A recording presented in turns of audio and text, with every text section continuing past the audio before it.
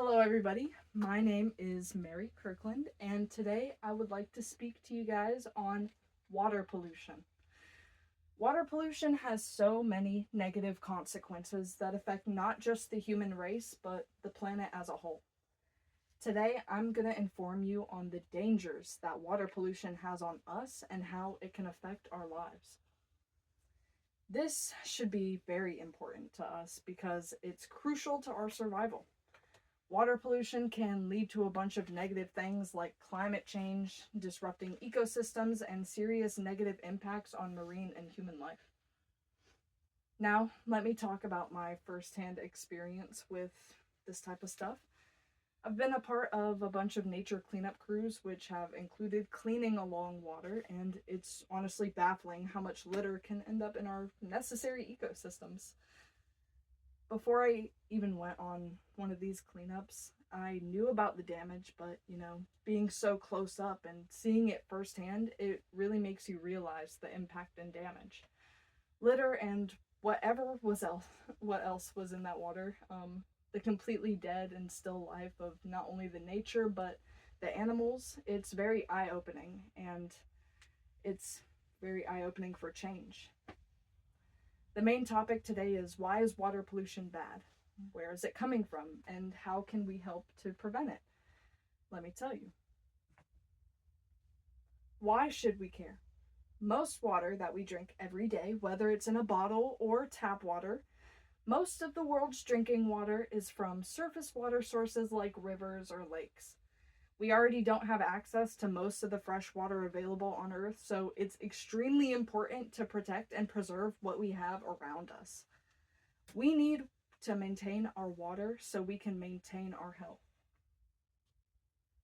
Now, the Office for Coastal Management has stated that in the US and Canada, more than 30 million people rely on the Great Lakes for drinking water. Now imagine if we couldn't use these sources. Imagine if they became too polluted. What would we do? This would for sure lead to a widespread panic, because what causes pollution in these bodies of water? A main contributor in spreading pollution is through sewage and wastewater. Wastewater is any water that we use and is now contaminated. People will usually overlook this as a pollutant. How could water be wasted, you may think? Untreated wastewater released back into more natural streams and resources is an issue for so many reasons. Untreated wastewater could carry harmful bacteria or pathogens, which can have a harmful impact on us and the environment. I've seen firsthand how quickly a stream or a river can become clogged with pollution, and it's easy to underestimate the damage and think it's not a huge deal. Oh, I'm just throwing one thing out, but it all adds up. Although sewage and wastewater are not the only culprits for water pollution, there's another large-scale pollutant that society needs to thrive: oil. Oil and other fossil fuels are detrimental to water supplies around the world. Oil and water don't mix, so when oil pollutes water, it covers the surface and blocks oxygen from getting to any aquatic life and totally contaminates the water. Oil, just like this car oil we use every day, is a main pollutant in our water. And a lot of the pollution comes from runoff. Let's say someone spills or drops this without a second thought, and all of the extra oil, it'll get washed away eventually because of the rain into either the nature or our water, which is super harmful to both.